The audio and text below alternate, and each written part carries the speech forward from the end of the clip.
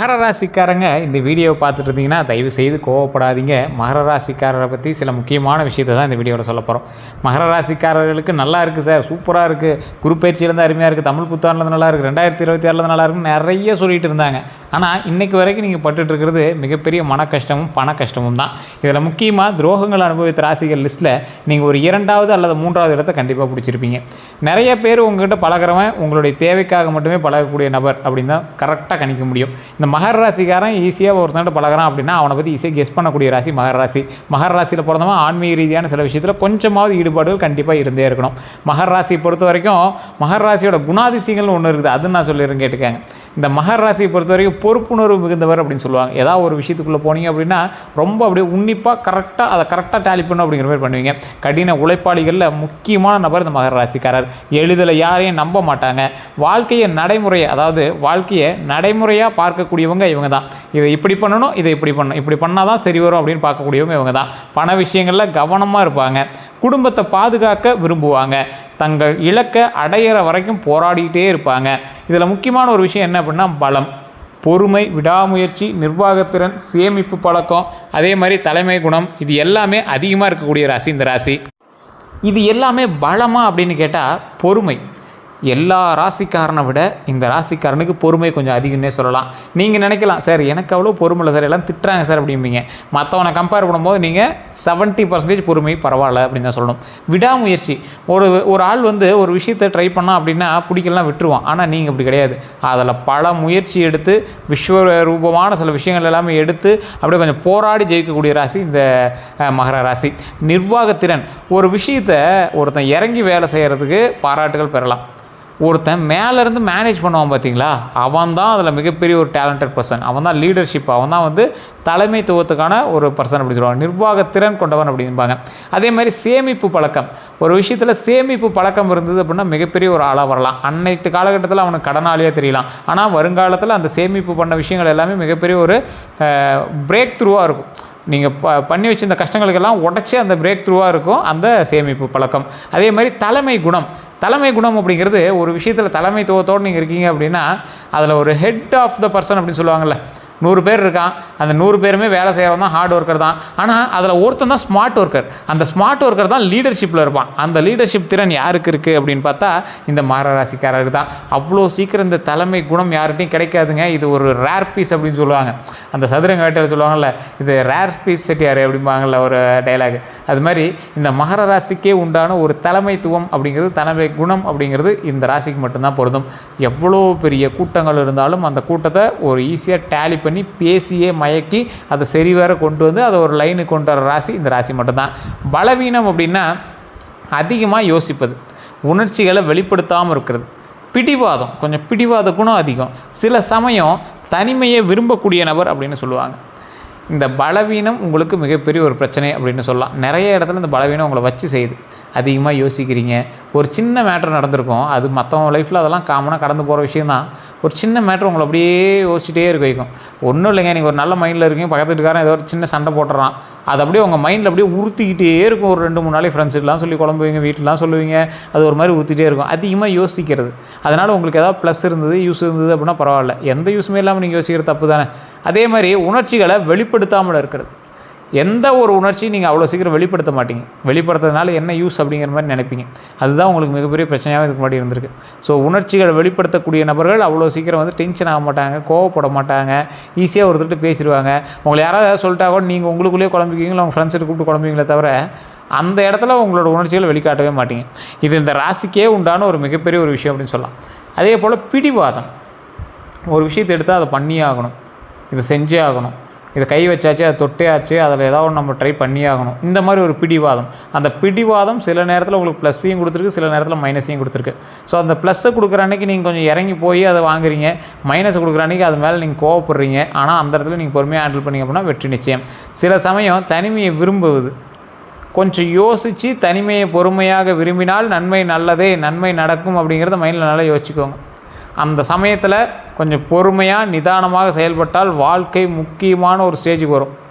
அதாவது தனிமையை விரும்புகிறீங்க அப்படின்னா நீங்கள் மோஸ்ட்லி கதவை சாத்திட்டு ரூமுக்குள்ளே வந்து செல்லை நோண்டிட்டு இல்லை ஒர்க் பண்ணிகிட்டே இப்படியே தான் போயிட்டுருப்பீங்க. தனிமையை விரும்புபவன் வாழ்க்கையை வெறுத்தவன் அல்ல, வாழ்க்கையை பயந்துக்கிட்டு மற்றவங்கள வாழ முடியாமல் இருக்கிறவன் இல்லை, தனிமையை நேசிப்பவன்.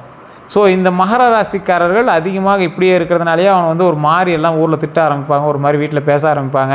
ஆனால் வருமானமோ ஏதோ ஒரு வகையில் உங்களுக்கு வந்து ரொட்டேஷன் ஆகிட்டே தான் இருக்காது, ஒன்றும் பெரிய மைனஸ்லாம் இருக்காது. அதே போல் இந்த ராசிக்காரர்களுக்கு தமிழ் புத்தாண்டு 2026லேருந்தே சொல்லிகிட்டு இருக்காங்க. பாரம்பரிய ஜோதிடத்து கருத்தின்படி நிறைய விஷயம் சொல்லிட்டு இருப்பாங்க. தொழிலில் முன்னேற்றத்துக்கான வாய்ப்புகள் இருக்குது, அது உங்களுக்கு முன்னாடி இருந்தே தெரிஞ்சிருக்கும். தெரியாதவங்களுக்கு இனி வரக்கூடிய காலகட்டங்களில் அமையும். பழைய தடைப்பட்ட வேலைகள் முடிவடையும். தடைப்பட்ட வேலைன்னா என்ன, பெரிய பெரிய வேலை தடையானதெல்லாம் எல்லாமே முடிவடையும். வருமானத்தில் படிப்படியாக உயர்வு உண்டு. குடும்பத்தில் நல்ல செய்திகள் உண்டு. வீடு அல்லது வாகனம் தொடர்பான திட்டங்கள் வந்து நல்ல ஒரு முன்னேற்றத்தை கொடுக்கும்.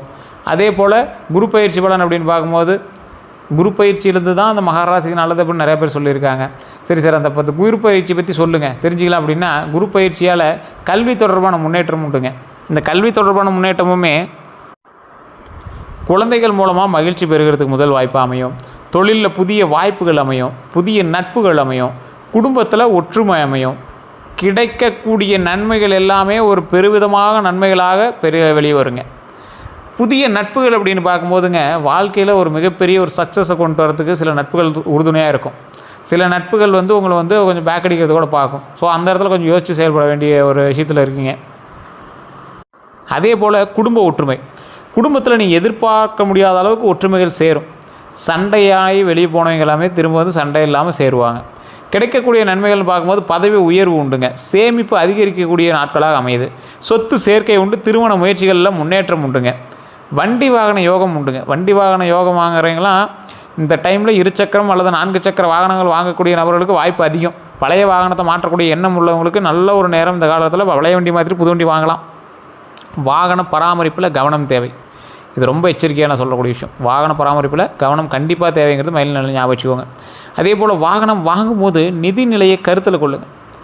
இப்போ இது தேவைதானா, இந்த பட்ஜெட்டுக்கு இது தேவைதானா, உங்கள் கையில் இருக்கிற பட்ஜெட்டை மீறி நீங்கள் லாக் ஆகுறீங்களா, ஓரளவுக்கு சரியாக இருக்குமா, பரவாயில்லையா அப்படிங்கிறதுல கருத்தில் வச்சுக்கிட்டு அடுத்து செயல்படுங்க. அவசர முடிவுகளை தவிருங்க. அதாவது அவசர முடிவுகளை தவிர்த்துக்கிறது ரொம்பவே நல்லது. திருமண பலன் அப்படின்னு பார்க்கும்போது திருமண வயதில் இருக்கிறவங்களுக்கு நல்ல பேச்சுவார்த்தைகள் உருவாகலாம். நல்ல பேச்சுவார்த்தைகள் உருவாகக்கூடிய ஒரு காலகட்டம். குடும்ப சம்பந்தம் கிடைக்க வாய்ப்புகள் உண்டு. அதே போல் தாமதமாக இருந்த திருமண முயற்சிகள் நகரலாம். கொஞ்சம் அப்படியே ஸ்லோவாக இருந்தது எல்லாமே அப்படியே கொஞ்சம் கொஞ்சமாக சரியாயிட்டே வரும். ஏற்கனவே திருமணமானவங்களுக்கு குடும்ப ஒற்றுமை அதிகரிக்கும். துணையுடன் புரிதல் வளருங்க. குழந்தை பாக்கியம் உண்டாகும். குழந்தை பாக்கியம் அப்படிங்கிறது குழந்தை தொடர்பான நல்ல செய்திகள் வரும். அது நிறைய பேருக்கு தெரியாத ஒரு விஷயம். நான் அதை தெளிவாக சொல்கிறேன். நிறைய ராசிகள் இதை ட்ரை பண்ணுவாங்களா என்னன்னு தெரியல. இந்த ராசி கண்டிப்பாக ட்ரை பண்ணுங்க. ஆனால் இது எல்லா ராசிக்குமே பொருத்தமான ஒன்று தான். குழந்தை பாக்கியம் அல்லது திருமண விஷயங்களுக்கு ஒரு 2 விஷயத்துக்குமே சில கோயில்கள் சொல்கிறேன். அந்த கோயிலுக்கு கண்டிப்பாக போய்ட்டு வாங்க. திருமண வாழ்க்கையில் குடும்ப ஒற்றுமை அதிகரிக்கிறதுக்கு, துணையுடன் புரிதல் வளர்கிறதுக்கு ஒரு அற்புதமான கோவில் இருக்குது அப்படின்னா, நாமக்கல் மாவட்டம் திருச்செங்கோடு அப்படிங்கிற இடத்துல திருச்செங்கோடு மலை மீது அமர்ந்துள்ள அர்த்தநாரீஸ்வரர் ஆலயம். சமீபத்தில் தேர் திருவிழா கூட நடந்ததெல்லாம் வீடியோவில் பார்த்துருப்பீங்க. அந்த ஆலயம் ரொம்ப பிரசித்தி பெற்ற ஆலயம். பல 1000 வருடங்களுக்கு முன்பு இருந்து அந்த கோவில் இருக்குது. வெள்ளை தசபாசானத்தால் செய்யப்பட்ட அர்த்தநாரீஸ்வரர் மற்றும் செங்குட்டு வேலவர் அப்படின்னு சொல்லுவாங்க. செங்கோடு வேலவர் அப்படிம்பாங்க. அதாவது திருச்செங்கோடு அப்படிங்கிறது தான் ஊர் பேர். அந்த மலை பேர் செங்கோடு. செவ்வ வடிவில் இருக்குமா, சிகப்பு கலரில் இருக்குமா அந்த மலை. அதில் நீங்கள் மலை ஏறி போனீங்க அப்படின்னா 1200 படிக்கட்டுகள். ஏறும்போது நடுவில் ஒரு பாம்பு, ஒரு சிலை இருக்கும். 60 அடிக்கு பாம்பு இருக்கும். அந்த சாமியை வணங்கிட்டு போவாங்க. மேலே பால் அபிஷேகம் அது எல்லாம் பண்ணுவாங்க. அங்கங்கே பாம்பு உருவங்கள் பதிக்கப்பட்டிருக்கு அந்த மலையில். பஸ்ஸே மேலே போகுது. பஸ் தனியாக ரூட்டும் இருக்குது. அது வழியாக நீங்கள் வந்து பஸ்லேயே போய்க்கலாம். முடியாதுங்க எல்லாமே அதில் கூட போய்ட்டு வரலாம். படிக்கட்டு ஏற முடியலைங்கிறீங்க, அதில் கூட போய்ட்டு வரலாம். மேலே போனீங்க அப்படின்னா அர்த்தநாரீஸ்வரர், அதாவது சிவனும் பார்வதியும் சேர்ந்து ஒரே உருவத்தில் காட்சி கொடுக்குறாங்க. அதில் காலில் வந்து ஒரு காலில் கொலுசும் ஒரு காலில் நார்மலாக ஜென்ஸ் இருக்கிற மாதிரி இருக்கும். அப்படி பார்க்கும்போது பூஜை பண்ணும்போது ஒரு காலில் அந்த துணியை மட்டும் அப்படியே லைட்டாக அப்படி தூக்கி அந்த காலில் இருக்கிற கொலுசை காட்டுவாங்க பூஜை பண்ணும்போது. அது ஒரு மிகப்பெரிய ஒரு விஷயம். அந்த முகத்தை வந்து மழுகுன மாதிரி இருக்கும். அப்படியே கையில் அப்படியே மொழுகி இருக்கிற மாதிரி இருக்கும். அந்த முகம் வந்து தெரியாது. கண், மூக்கு அதெல்லாம் வந்து அதில் தெரியாத மாதிரி இருக்கும். அப்படியே அந்த சிலையை பார்க்கும்போது ஒரு சிலிர்ப்பு ஏற்படும். அர்த்தநாரீஸ்வரர் சிலை அவ்வளோ ஒரு பிரம்மாண்டமான சிலை, அவ்வளோ ஒரு அற்புதமான சிலை. அந்த சிலையும் அதற்கு பக்கத்துலேயே கொஞ்சம் தூரத்துலேயே இப்போ ஒரு சன்னதி இருக்குது. அது வந்து திருச்செங்கோடு செங்கோடு வேலவர் அப்படின்னு அழைக்கக்கூடிய முருகரனுடைய சன்னதி. அதுலேயுமே வந்து பார்த்திங்கன்னா வெள்ளை தசபாசானத்தால் செய்யப்பட்ட சிலை. முகம் வந்து அப்படியே சாஃப்டாக இருக்கும். ரைட் கைக்கு பக்கத்தில் கைக்கு பக்கத்தில் சேவல் இருக்கிற மாதிரி ஒரு வடிவம் கொண்டிருக்கும். இந்த சிலை 2 சிலைகளும் வெள்ளை தசபாசானம். அதே போல் எங்கேயுமே கிடைக்காத ஒரு விஷயம் என்ன அப்படின்னா, மேலே கொஞ்சம் தூரத்தில் உச்சி பிள்ளையார் கோயில் இருக்கும். அதாவது குடும்ப சமேதர்கள், சக்தியும் சிவனும் 2 மகன்களும் குடும்பமாக சேர்ந்து ஒரு இடத்துல காட்சி கொடுக்குறாங்க. பிரச்சனைகள் தீர்வதற்கும், குடும்பமாக ஒன்றிணைந்து வாழ்வதற்கும், திருமண சம்பந்தமான சிக்கல்கள் தீர்வதற்கும், திருமணமானவர்கள் எப்பொழுதும் சேர்ந்து உலா வருவதற்கும், மகிழ்ச்சியாக இருப்பதற்கும் ஒரு சிறந்த கோவில் அந்த இடம். போயிட்டு இருந்தீங்கன்னா இப்போ கல்யாணத்தில் இருக்கிற அத்தனை பிரச்சனையும் சால்வ் ஆகும். கல்யாணம் நடக்காதவங்களுக்கு கல்யாணம் நடக்கும், கல்யாணம் ஆனவங்களுக்கு பிரச்சனைகள் இருந்தால் அது சால்வ் ஆகும். ஒன்றிணைந்து சந்தோஷமாக வாழக்கூடிய ஒரு தருணம் உருவாக்கி கொடுக்கும். அந்தளவுக்கு ஒரு அற்புதமான ஸ்தலம். கண்டிப்பாக அந்த கோயிலுக்கு போயிட்டாங்க மிகப்பெரிய ஒரு சந்தோஷமான சில விஷயங்கள் எல்லாமே நடக்கும், மகிழ்ச்சியான விஷயங்கள் எல்லாமே நடக்கும். அதே போல் குழந்தை பாக்கியத்துக்கான சில கோயில்கள் நிறைய பேர் கேட்டிருந்தீங்க. மகர ராசிக்காரர்கள் எந்த ராசிக்காரர்களுமே இதை பார்த்துட்டீங்க அப்படின்னா கண்டிப்பாக அந்த கோயில்களுக்கெல்லாம் போயிட்டு வாங்க.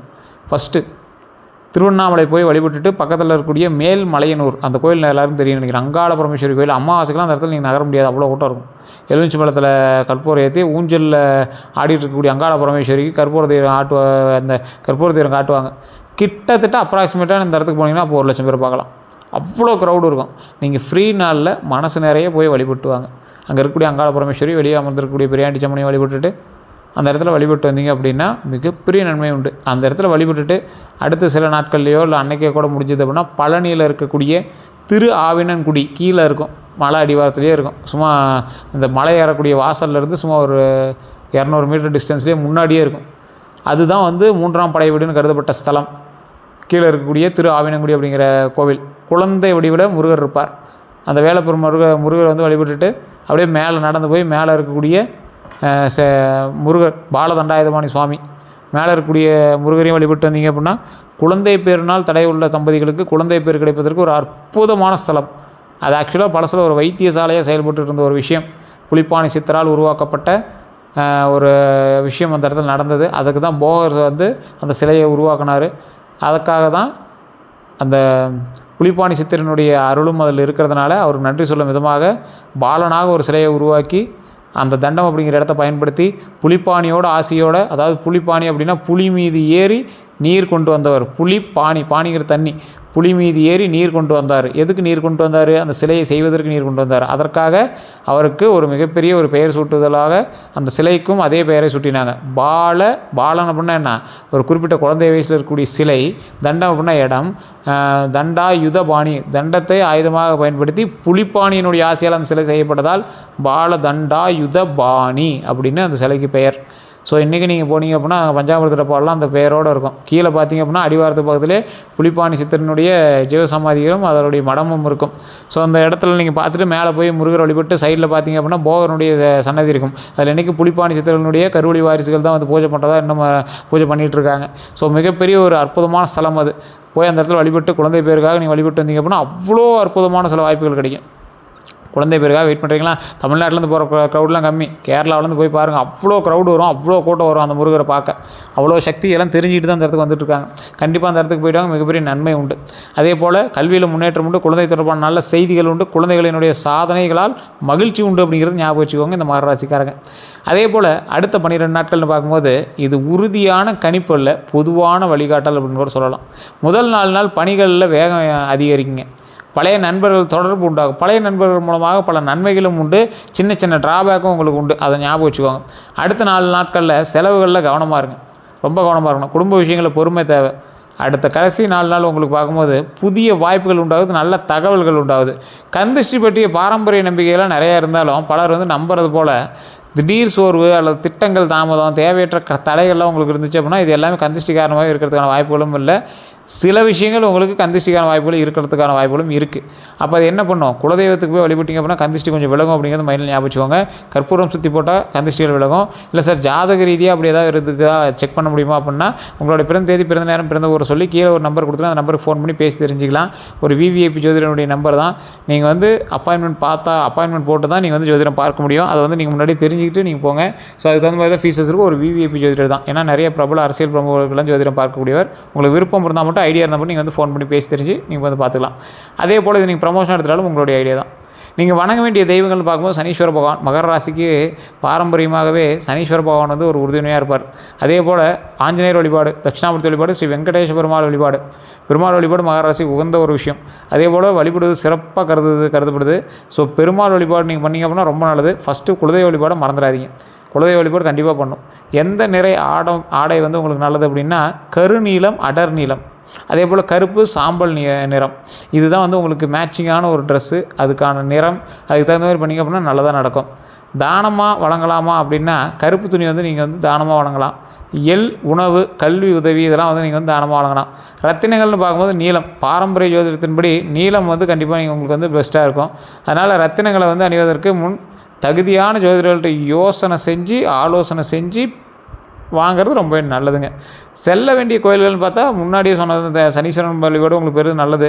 அதனால் திருநள்ளாறு சனீஸ்வரன் கோயிலுக்கு போயிட்டாங்க. திருப்பதி ஸ்ரீ வெங்கடேச பெருமாள் கோயிலுக்கு போய்ட்டது ரொம்ப நல்லது. நாமக்கல் ஆஞ்சநேயர் கோயிலுக்கு வழிபட்டுவாங்க. அதுக்கு முன்னாடி இருக்கக்கூடிய நரசிம்மர் வழிபட்டிங்க அப்படின்னா இன்னும் உங்களுக்கு சிறப்பு. அதே மாதிரி ஆலங்குடி குருஸ்தலம் அங்கே போய் வழிபட்டிங்க அப்படின்னா மிகப்பெரிய நன்மை உண்டு. சரி, என்ன செய்யணும் செய்யக்கூடாதுங்கிறத சொல்லுங்கள் சார் அப்படின்னா நேர்மையாக உழைக்கணும். உங்களை பொறுத்த வரைக்கும் நேர்மையாக உழைக்கிறது மட்டும்தான் பலிக்கும். செலவுகளை கட்டுப்படுத்தணும், பெற்றோரை மதிக்க வேணும், உடல் நலத்தை கவனிக்கணும், சேமிப்பு அதிகரிக்கணுங்கிறது மைண்டில் ஞாபகம் வச்சுக்கோங்க. என்ன செய்யக்கூடாது சார் அப்படின்னா அவசர முதலீடு கூடவே கூடாது. யாரையும் கண்மூடித்தனமாக நம்பவே கூடாது. கோபத்தில் முடிவெடுக்கிறது கூடவே கூடாது. கடன் வாங்கி ஆடம்பர செலவு தயவு செய்து விட்டுருங்க. யார்கிட்ட எச்சரிக்கையாக இருக்கணும் அப்படின்னு கேட்டால் இனிமையாக பேசுகிறவங்கிட்ட, ஆனால் செயலால் அதாவது இனிமையாக பேசுவாங்க. ஒரு செயல்னு வந்துச்சுன்னா அதில் வந்து உதவ மாட்டாங்க. பண விஷயங்களில் தெளிவில்லாதவங்ககிட்ட எச்சரிக்கையாக இருங்க. வதந்தி பரப்புறவங்ககிட்ட ரொம்ப எச்சரிக்கையாக இருங்க. அதே போல் சுவாரஸ்யமான விஷயங்கள் அப்படின்னு பார்த்தா மகர ராசிக்காரர்கள் வாழ்க்கையின் பிற்பகுதியில் அதிக வெற்றியை வந்து காண்பவர்களாக சில இடத்துல கருதப்பட்டாலும் சில இடத்துல நிறைய தோல்விகளை சந்தித்த ஒரு வெற்றிமான் அப்படின்னு தான் சொல்ல முடியும். இவர்கள் கட்டுப்பாடும் ஒழுக்கமும் கொண்டவர்களாக கண்டிப்பாக இருப்பாங்க. பல மகர ராசிக்காரர்கள் நிர்வாகம், வணிகம், கட்டுமானம், அரசு பணி, கணக்கியல் போன்ற துறைகளில் சாதித்தவங்களாக இருப்பாங்க. அதே போல் கண்டிப்பாக ஒரு குறிப்பிட்ட ஸ்டேஜில் நீங்கள் வந்து அதெல்லாம் சாதிப்பீங்க. தோல்வியை வெற்றியாக மாற்றக்கூடிய மன வலிமை இவங்ககிட்ட முக்கியமான ஒரு பலமாக கருதப்படுதுங்க. இந்த ராசிக்காரர்களுக்கு மட்டும்தான் தோல்வி அடைஞ்சாங்க அப்படின்னா அடுத்து வெற்றி அடையாமல் விடவே மாட்டாங்க. ஒவ்வொருத்தரும் அப்செட்டாக எப்படி உட்காருவோம், ஆனால் இவங்க மட்டும் அப்செட்டே ஆக மாட்டாங்க. வெற்றியை கைப்பற்றி தான் நான் இருப்பேன் அப்படிங்கிற மாதிரி இருப்பாங்க. ஸோ இந்த ராசிக்காரர்களுக்கு வேறு ஏதாவது சந்தேகங்கள் இருக்குது அப்படிங்கிற பட்சத்தில் கீழே இருக்கக்கூடிய நம்பருக்கு ஃபோன் பண்ணி பேசுகிறீங்களா, பிறந்த தேதி, பிறந்த நேரம், பிறந்த ஒரு சொன்னீங்க அப்படின்னா ஆட்டோமேட்டிக்காக ஜோதிட ரீதியாக எல்லா விஷயமும் உங்களுக்கு வந்து சொல்லிடுவாங்க. அதே போல் இந்த பேஜ் வரை சப்ஸ்கிரைப் பண்ணாமல் சப்ஸ்கிரைப் பண்ணிக்கோங்க, பக்கத்தில் பெல் பட்டன் மறக்காம ப்ரெஸ் பண்ணிக்கோங்க. ஃபேஸ்புக் பார்த்துட்டிங்கன்னா ஃபாலோ பண்ணிக்கோங்க. எல்லாருக்கும் நன்றி நண்பர்களே.